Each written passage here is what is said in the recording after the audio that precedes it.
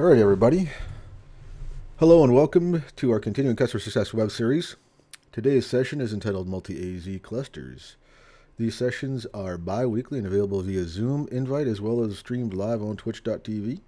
Alternating weeks will be a Twitch office hour session hosted by me and the customer success team discussing many aspects of our cloud offering. My name is Matt Vandenbeld. I'm a customer success architect on the VMware Cloud customer success team. On behalf of the VMware team, I would like to personally thank you for investing your time with us today. In today's session, we will discuss multi-AZ clusters. This is a solution that spans AWS availability zones within a region to deliver high availability to traditional application architectures. We will discuss its configuration and use cases and highlight the differences between availability and disaster recovery. Now, I'd like to introduce today's speaker, Z House. Z House is an IT professional with 18 years of experience working with both private and public sectors. Started working with VMware products in 2003 with ESX 2.1. He's a proud husband and dad of a teenager and 3 dogs. Just a little bit of housekeeping before we start. All guests are muted. We please ask your questions via chat. We have many moderators and panelists watching the chat. You can also ask in the Twitch chat if you're on the Twitch stream. And with that, I would like to throw it over to Z and take it away. Thank you, Matt, for the warm welcome. So as Matt said, we're going to go over multi-AZ today. We did have some technical difficulties, so we're not going to have a live demo environment. But if some of you may have participated a couple weeks ago, we did record the other one that we did direct on Twitch that Matt was talking about, so we can go through some of that. Do you have some slides that we can go through and talk about? So yeah, it's going to be a little on the impromptu side today, so apologies for that. So as Matt was saying, we're going through multi-AZ. It spans 2 availability zones in any one region. So what will happen when you go through a deployment process, you will select, say A and B or B and C, whichever ones you prefer. And then we will automatically select the third or a third region, or sorry, availability zone to deploy a witness host. Let's see here.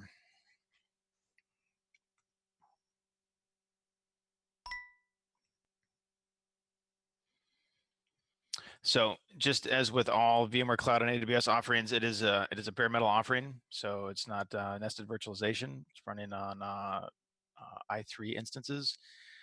Same thing will happen with the multi-AZ. So with that, when you deploy, you will end up with a minimum of 6 hosts, 3 in each availability zone, and then we do have that third witness host that gets deployed into a third one. Everything is supported, so the infrastructure, the management, patches, upgrades, same offering with just regular single AZ VMware Cloud and AWS.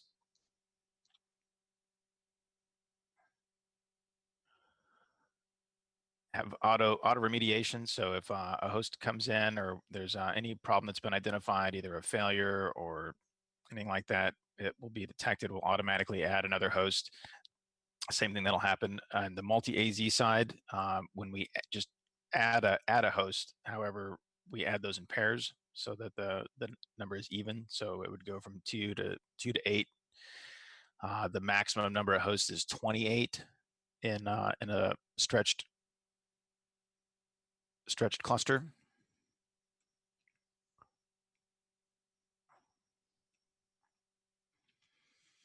One of the things that we can configure is the vSAN storage policy. So we can go through and say that we want our data to be replicated across availability zones. We can control that just as you would with just regular vSAN storage-based policy management. Go through and set our failures to tolerate and our erasure encoding or RAID 1 mirroring policy. We can also control the storage policy so that that data remains only in a single availability zone. So if you don't want to have your, if you do not want to have your VM doesn't need the high availability of the stretch cluster, but you still want to run it in the same SDDC, you have that option as well.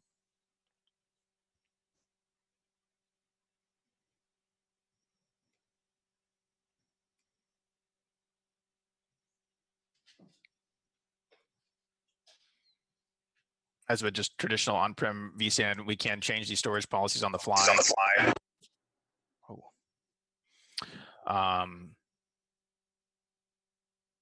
And on the underlying infrastructure, we'll take care and apply those policies.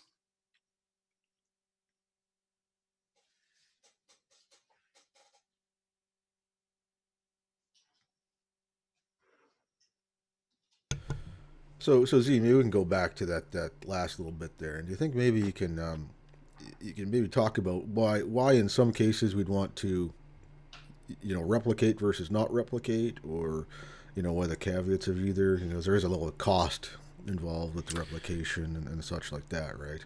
Yeah, so there's cost associated with it, and it's not really it's not replication in the sense. So with stretch clusters, it's synchronous writes. So we're going to read from whatever our local site is, but when we do those writes, they are written to both sites synchronously. So it's not a DR type scenario where we're actually replicating, or we have like an RPO or an RTO. But some of those cases where you may want to keep your data on one side or the other is, let's say that your resiliency is actually built into the application. So we don't need to restart our VM on the other side in case of an AZ failure or some type of HA event. And some of those things. So let's say that maybe your application has resiliency built in, but maybe your database doesn't. So you still want to run all those workloads in the same SDDC, but we don't necessarily need to replicate, or sorry, not replicate. We don't need synchronous writes across both availability zones. So just from a cost perspective, we may want to keep all that data on one side or the other, and have whatever layer of the application that's actually stretched across both. And as you said, there is a cost for that. So whenever we're cross availability zone charges, those are just the standard Amazon charges. So anything that when data is written, we do actually have it's built into our calculator on vmcsizer.com to get a rough estimate. You do need to have an idea of what your change rate is and the write rate on your VMs to get an idea on that.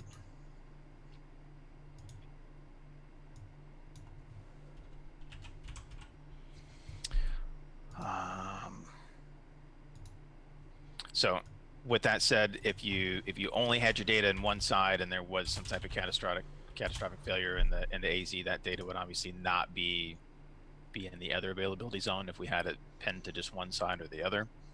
Of course, those VMs, if the data's not there, the VM isn't there either.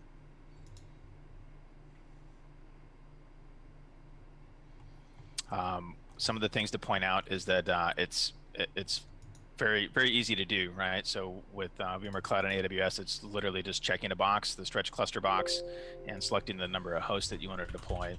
Whereas most of the time in the on-prem world, to achieve this, there's a lot of requirements and a lot of cost usually associated with it. And it's definitely more than just a couple of clicks away.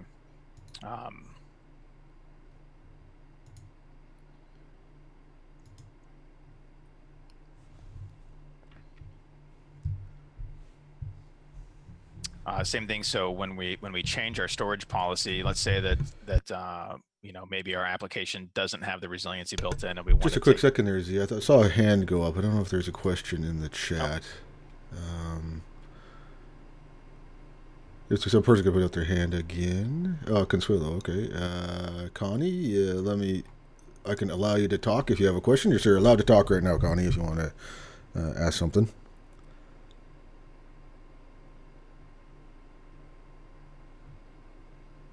You may need to unmute again on your side, or just put it in the chat. Z, continue on. Maybe we'll try to figure out the question thing after. Oh, sorry. There we go. When you talked about the cost of the availability zone times the change rate, does that tell you then that it's done at an interval decided by Amazon, or you get to tell it, I want it every 15 minutes or every hour? No, so this is actually synchronous. So as I was trying to touch on earlier, this is it's not DR where we're setting like maybe a 5 or 15-minute RPO. So anytime that say our workload is in AZA, anytime there's any write to that disk, pending on the storage policy, that write is synchronously written to AZB as well. Okay, so it's continuous. And is that in Correct. a dedupe fashion, so there's only the change being recorded, or it's the whole, if it was the word help and I only changed the E, it would only move the E, or it moves the whole word help? So it would be a write. So even though we're removing the E out of your example, that would still be a write. So there would still be data that would be sent across between the two Okay. availability zones. All right, thank you. That's Mhm. all. Thank you for the question. So same thing with the storage policies. If let's say that initially our application does not have the resiliency built into it, and we want to take advantage of the resiliency of the infrastructure, we could have our storage policy set to where the a copy of the data is in both availability zones, and let's say we either rewrite the application or there's an upgrade process, something that takes place, and we then want to move it to one side or the other, or maybe have that application layer resiliency. So we have two different VMs or two different copies of it in both sides. We can just change the storage policy and then apply it to those particular VMs, and that data will, on the back end will be either stretched across the two. We can change the failures to tolerate as well as the model of that on the fly.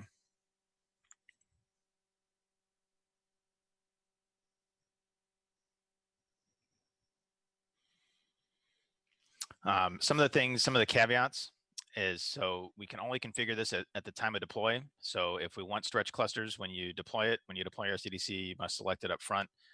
Same thing. So let's say we deployed a stretched SDDC and we wanted to go back to a single one. There is no way to shrink that. It is a single cluster only at this time. Same thing applies for network egress. So whether it's a single AZ or a stretch cluster environment, so any type of egress traffic out of the SDDC is going to be charged. And then the last bullet point, so we must choose two availability zones, and the third is automatically chosen by VMware when you go through the deployment. With that, I'm going to stop sharing for a moment, and I can run through the recording that we had prior. Looks like we have a question coming in here as well. So actually, Z, just real quick, that SDDC did finish. It did. And the vCenter is now open if you want to look at it. Who has their hand up? Let me see here. I can't. Oh, Robbie. All right. It's the partner hour. Robbie, you got a question? You're unmuted. Hi, can you hear me? I can. A little quiet, but I can hear you. Hi all. It was just a quick question around the single cluster limitation. Does that mean you can't have any additional clusters, just non-stretched clusters in that SDDC, or is it the fact you can only have a single cluster that is stretched in a single SDDC? Correct. At this time, there is no ability to mix and match between stretched and not stretched in the same SDDC. That is something that we're exploring as a possibility in the future, though. Okay, thank you very much. No, it can be in the same org, Robbie. So you can have mixed, just not in the same SDDC. Yeah, absolutely. Yeah. I think, Z, I don't know if you can pop back up a slide real quick. I think Paul had wanted to see one. I'm not exactly sure which one he wanted to see, but. Yep. Give me 1 second here.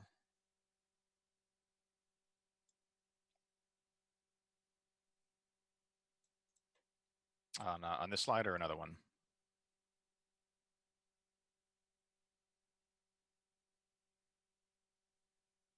Back one more, apparently.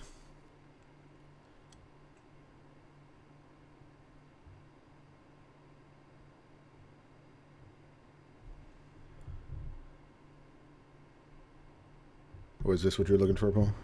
Okay, walk through the data move. Okay. So the data move as far as changing it from either being stretched or pinned to one side, is that what we're looking for?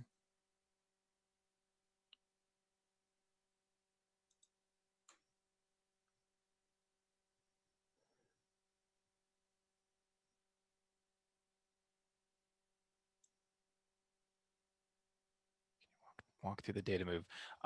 So from sorry, I'm trying to read and talk at the same time, which I'm probably not doing a very good job of either one. So just click one forward. Yeah, just click. Forward, Yeah. yep. Yeah, so walk through how this kind of is done, if you could. I think it's what he's looking for. So how the bits get replicated. So that's part of the underlying vSAN architecture. So from the storage policy, it's just storage policy based management. So vSAN is going to take care. So whatever we outline here, so our disaster tolerance, our failures to tolerate. So if you're familiar with vSAN previously, we've kind of simplified the options. So there used to be failures to tolerate, and then your failure tolerance method. You would set those individually. So they've been combined in 6.7, and then the release of ESX and Virtual Center that are in VMware Cloud and AWS to be a single dropdown. When we get to I'll get Virtual Center opened up here, and we can kind of go through those. But just as an example, so you could have failures to tolerate of 1, and that can either be RAID 1 or it could be RAID 5. So that data, if you think about it in the hardware sense, if this was an actual RAID. RAID 1 would be a mirror, so you would have 2 full copies of your data, and RAID 5 would just be a parity. So you would have two copies of the data and then a parity bit, or not 2 copies. You could think of it as all the zeros in one, all the ones in the other, and then a parity bit to be able to calculate that in case there was a failure. Is that what you're looking for, Paul? Yeah, well, looks good. Okay. So give me, if we have some other questions here, it's going to give me 1 minute to get this opened up. So we do have a question in the chat here. With regards to the witness, I know it's hosted on a virtualized instance of ESXi. Where is the virtual instance hosted? So the virtual instance is, you can actually see it. And when I get this open here, I can show you.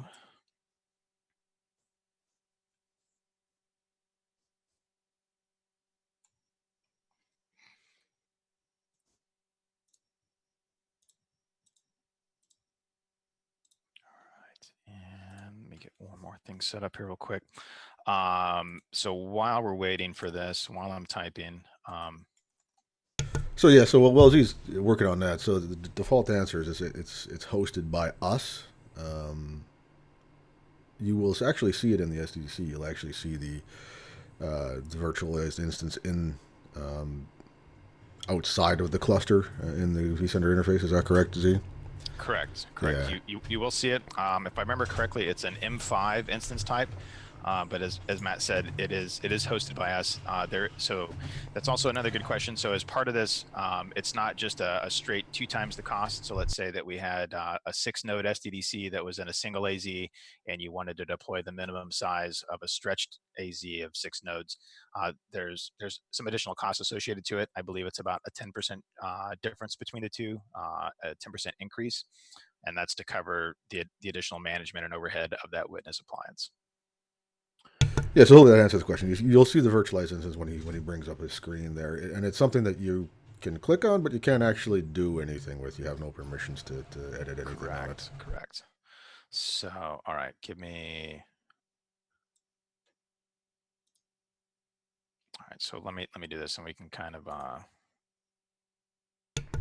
Bear in mind, this is a live demo, folks. This we wanted to give you the real deal, so. This is an extremely live demo, so thank you all for bearing with. So on the topic that we were just talking about, so this is the witness, and I was correct. It's an M5 instance type, but as Matt was saying, we can't right click on this. Actually, I take that back. I had to do a little crash course to give myself some elevator permissions. You cannot do this. You cannot right click and add a VM to anything on this. Apologies for the bad example on that. So yes, this is the one that's outside. That is the witness that's managed by us.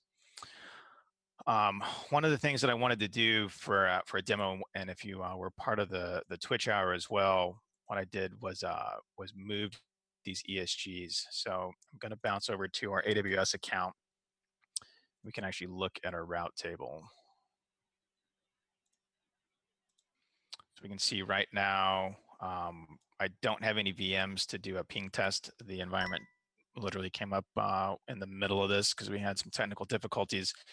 But I can show the kind of the movement back and forth between the two. So if we look here, we're currently going out 879A. And if if we come over here and look where that ENI is. So another question just popped in here, is about what is the witness server? I don't think I've seen this in the console any time. So the witness is for the stretched. So in the on-prem world as well, you would have this. You would have, I believe it's just an OVA. It's a template that we can deploy, and you would deploy it in for any type of stretch type of environment, whether it's VMware or any type of other clustering. We always need the ability to detect a split brain so that both sides don't think that they're the primary or that the other one has gone down. And that's ultimately what this witness is to be able to detect that and determine which side actually went down in case there was some type of network isolation event, or if in this case the availability zone, actually one of those did go down. Yeah, and to that point, so the reason you haven't seen it in your console is you don't have a stretch cluster. This is only deployed when we need that witness node. All right, so let's see here. All right, so we have our two. And so when I deployed this, we can see here, so some of the things that get set when we go through the deploy, and actually what I can do here is walk through this demo of creating it. So when we create our SDDC, we're going to select our region, and it is literally just checking this box. We can select our number of hosts. This is an internal environment, so we have the ability to go below 6. But for production, when you create this, you will only have the minimum of 6 and the maximum of 28. So we just had another question just pop in real quick here, Z. So the question is, where is ESXi VM physically hosted, though? I assume a shared cluster used to host other witnesses? Yes. So it's not a VM in the sense of a like an OVA. So it is running on an M5 instance type that's actually hosted and managed by VMware, and it's just and we just detect what availability zones you choose and make sure that we're not placing that in one of those same availability zones. So it is for the case of where this one is deployed. This is deployed in US West. So there's three availability zones, and when I deployed this, I selected 2A, 2B. So that means this one has automatically been placed in 2C. Yeah, and along the lines of the question, yes, it is hosted in a VMware controlled Amazon EC2 instance. So Correct. So I would assume that it is also shared on the back end, but again, this is completely controlled by us. So there's not like anybody else can get to your data. Correct. And it's not shared in the sense that if I deploy one and Matt deploys one, that both of our witness appliances are possibly right next to each other, or even in the same shared AWS account. Those are all individually dedicated to each customer.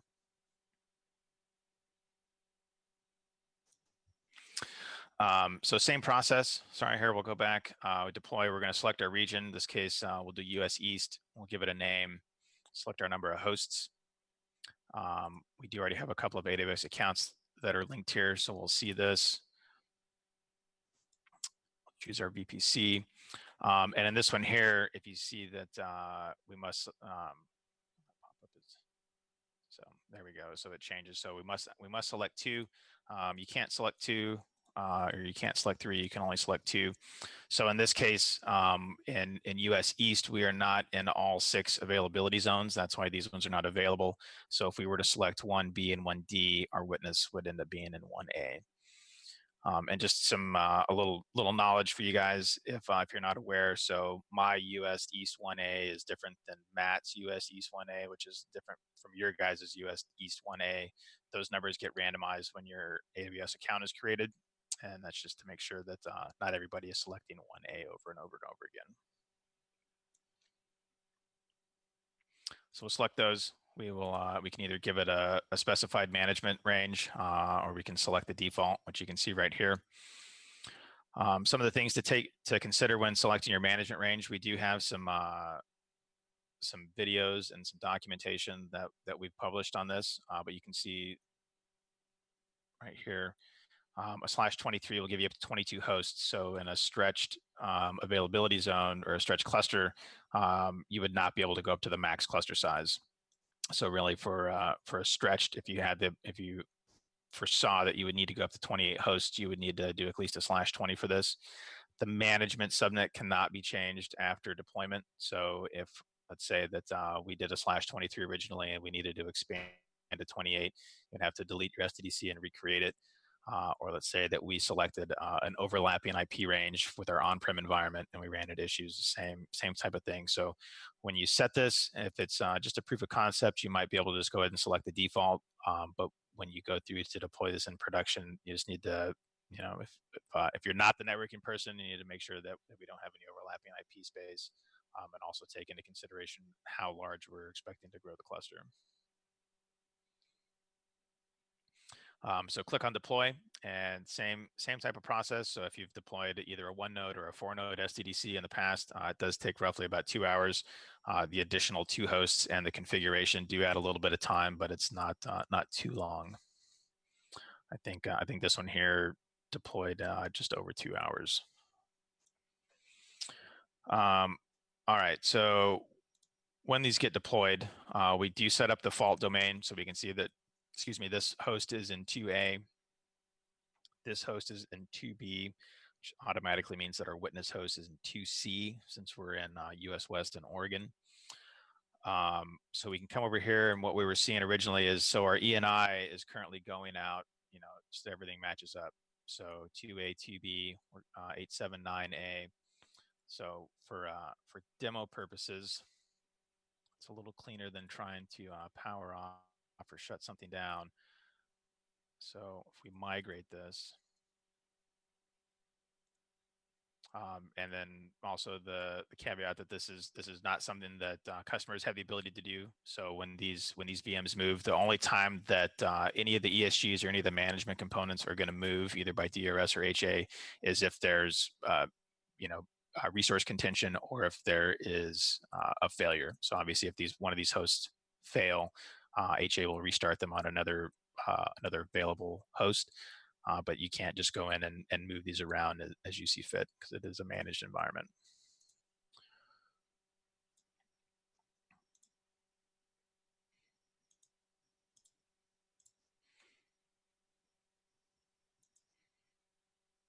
Okay. This is probably not quick enough to be able to see. I've tried a couple times. Definitely not quick enough today.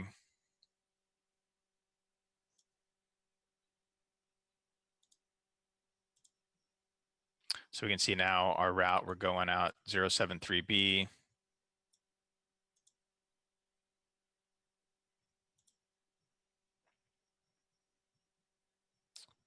Sorry, 037B.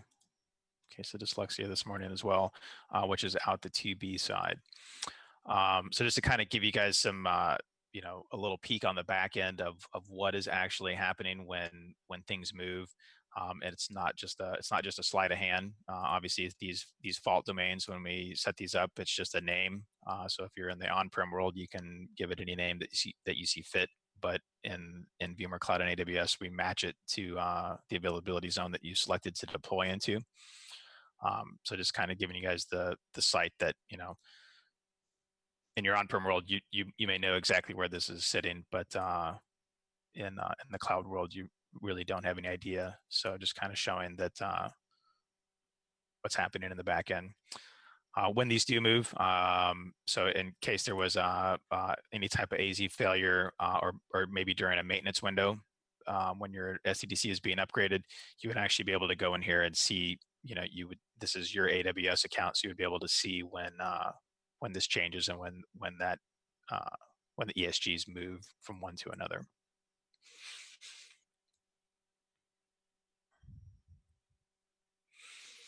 And with that, so there's no questions for that piece. On the storage policy, so some of the things that we can do.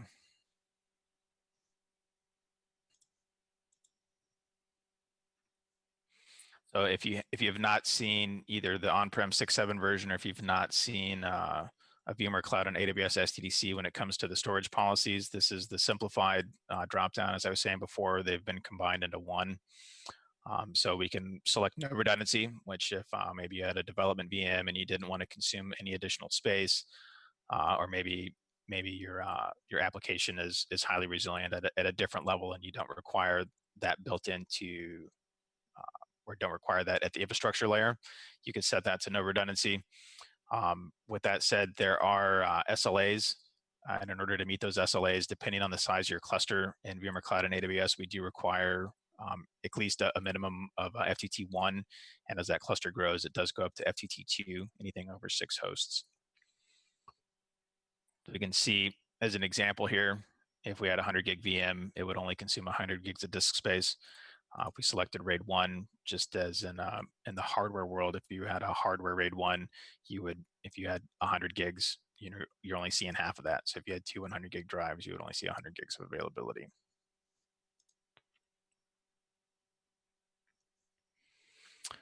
I'm not sure why. Yeah, I was gonna say I think we might have to open up a bug on the. Hey, I'm not the sure why RAID interface. 5 is showing that. That's supposed to be 133 gigs out of that. Let's see. Oh, and RAID 2 is not shown either. So again, a very live environment. And then failure to tolerate 3. So when we go through, and if we do stretch clustering, it's actually going to show us. So if we're doing dual site mirroring and we have no redundancy, so that's not in the sense that we would have no redundancy. That's in the sense we have no redundancy in one AZ or the other. So a copy of that data would still be in both sides. So if we had a 100 gig VM, it would still be consuming 200 gigs of space. And if we did a FTT1, RAID 1, it would be consuming 400 gigs of space. So we would have a copy, we would have a RAID 1 in AZA, and we would have a RAID 1 in AZB to meet that storage policy. Oh, so that one's actually right. I'm not sure why the none is not working, but we will take a look at that. So you can see here, FTT1, RAID 5, we would be consuming 266 gigs of space with that being protected to both sites.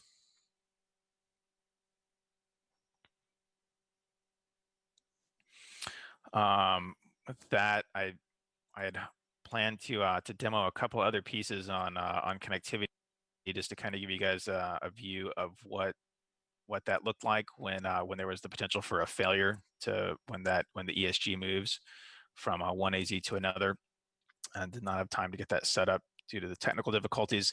But I think on the Twitch recording, so go through and Right there. multi-AZ right here, yeah.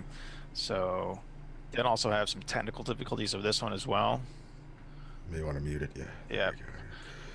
Let's see if we can find this. And also, if anybody has any questions, feel free to pipe in at any time as well.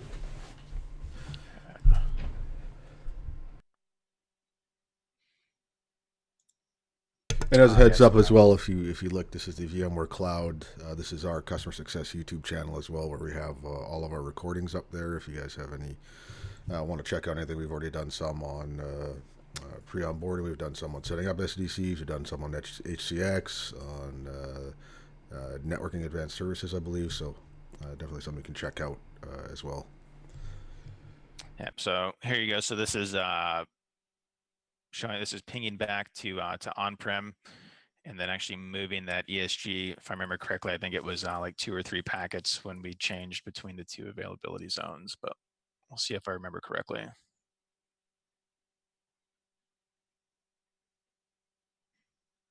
And if any of you did join the previous demo of this on Twitch, I was heckled enough on my Twitter account, so it has been renamed to something a little more friendly, VM A to Z.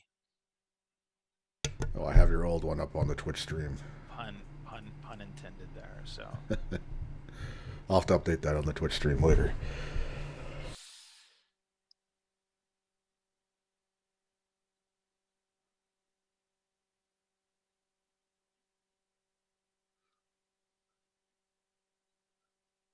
Oh, so it was more than that. So you can see, let me pause it here. We went from 57 to 65. So we lost eight packets when we updated between the 2.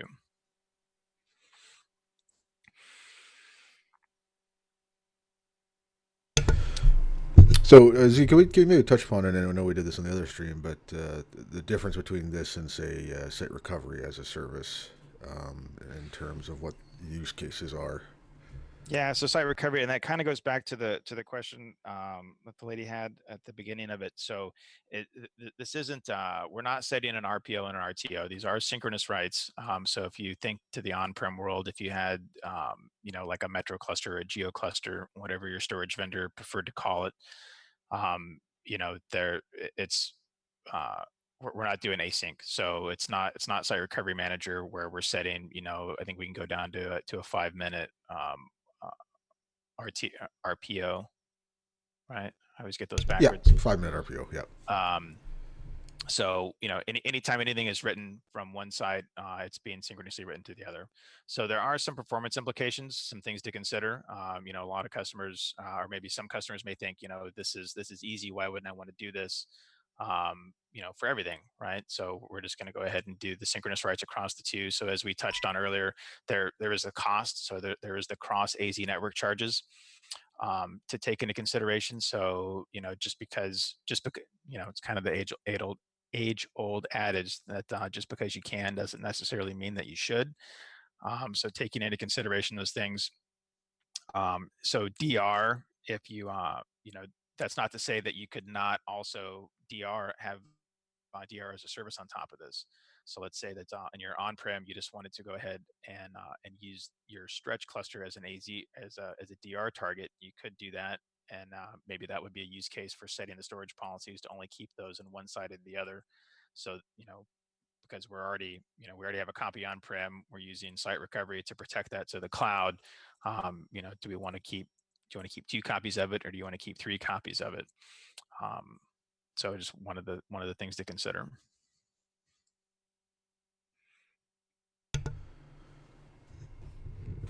All right, yeah. So and along those lines, yeah, like you said, this is an availability and the use cases that we usually see for this. So for I would say probably traditional applications that don't have application layer redundancies and can't or are too difficult to architect to such. This is a really good use for the multi-AZ cluster. As far as, yes, like it did, a disaster recovery solution, site recovery is probably a better solution, or traditional backup methods even as well, because if data gets, corrupted in a multi-AZ cluster, it's going to be corrupted on the other side. So there's not really we have to make sure that you're also backing up on top of doing an AZ, multi-AZ.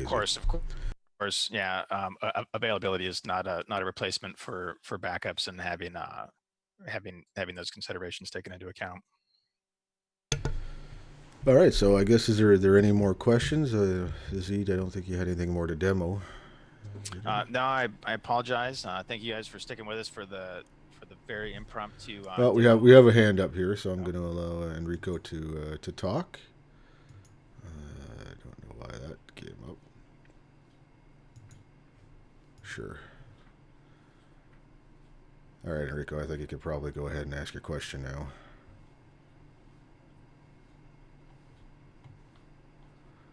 You may need to unmute yourself. There's another question in the chat while Enrico's figuring that out. So Uday, yes, there are step-by-step docs for HCX. We also have, we did a Twitch session on this about a month ago that is on that YouTube that goes through the configuration, a lot of the features of HCX, but it is on our documentation site as well. Yeah, so the YouTube channel, so we have six recordings. I think that's everything that's up there, isn't it? Yep. Yeah, as of yet, there are going to be more. Enrico, yeah, I don't know if maybe just need to chat your question to us. I did allow you to talk as well, but it's not.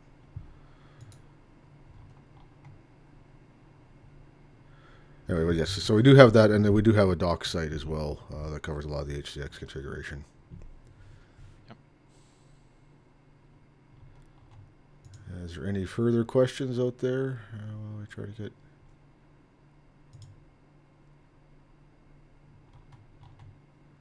Enrico can maybe... Oh, here we go. Not able to join the question. So, a question on limitations. We were said that when using microsegmentation with NSX tags, not all live migration actions will go smoothly due to limitations in NSX Universal Objects Management. So that's kind of a separate question than the multi-AZ, but is that something you want to field as well, Z? Sure. So I'm since you're talking about universal objects, I'm assuming you're doing um, multi vCenter NSX. So we're currently in the process of transitioning from NSX V to NSX T in VMware Cloud and AWS. But with either version currently, there is no ability to do multi vCenter. So your on-prem objects would be on-prem, and your cloud objects would be in the cloud. I'm not sure what type of issues with the tags and the migrations. I haven't heard of anything with that, so I can't comment on that. I apologize. Yeah, hopefully that answers the question. I think you touched upon it. Yeah, Okay. looks like it. Okay. Any further questions? Also, would like to make a note that if anybody has any suggestions for future webinars, let us know, and we can definitely try to accommodate that. We do have a schedule up on the Twitch page, which is twitch.tv/VMware Cloud, that has what's currently scheduled. Next week, we're actually going to be having what we call our office hours, which is just an open session with the customer success team where you can come in and ask any questions. We're probably going to go over discussing what we found at, or what the announcements were at VMworld this couple weeks ago. There were quite a few noticeable. If you click on the events tab there, yeah. That's right. We're probably going to go over that so we can discuss. There were a lot of announcements, EBS back storage, RDS on-prem, a few other things. That's probably what we're going to discuss next week. And then we're going to go through what we have also on the schedule is for those that are in APJ. They're probably not on this call right now, but if you watch a recording, we are switching. So we'll be two weeks that are going to be in North America, EMEA time zone, which is this time. And then we're going to switch to 2 weeks of APJ, which will be 6 p.m. PST. We'll start off with for people to watch that as well. So this is where we're going to be putting most of our agenda items. You can set up an account or follow us there and hit remind me. We will also be sending out Zoom invites for the bi-weekly ones, like this one.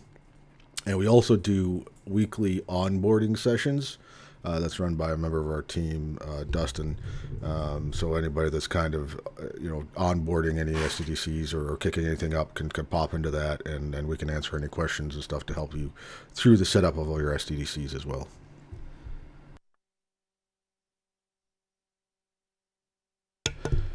So the account name in YouTube for these videos is VMware Cloud. I need more followers. No, it's not a pitch for more followers, but to actually get an actual URL for that. But if you search for it, we can also Z, if you're on there right now, maybe you can post it in the chat for people to click on.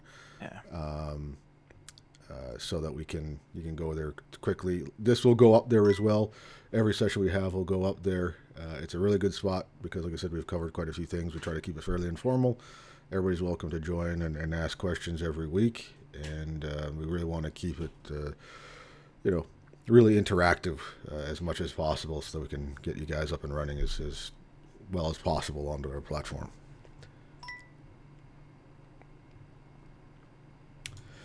All right, so I guess if there's no more questions, I think we can probably wind it up. There will be a link to the recording. Robin, I'm not sure if you're around. I think you're going to be sending out the recording in a follow-up email and a survey. Correct.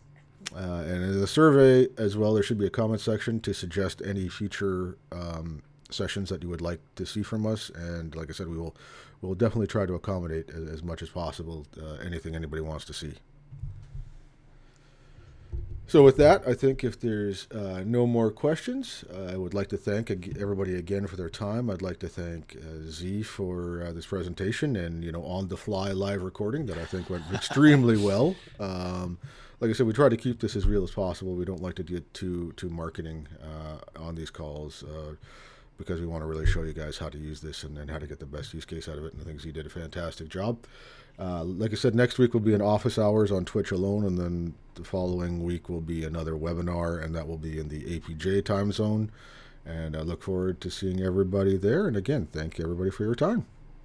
Thanks, everyone.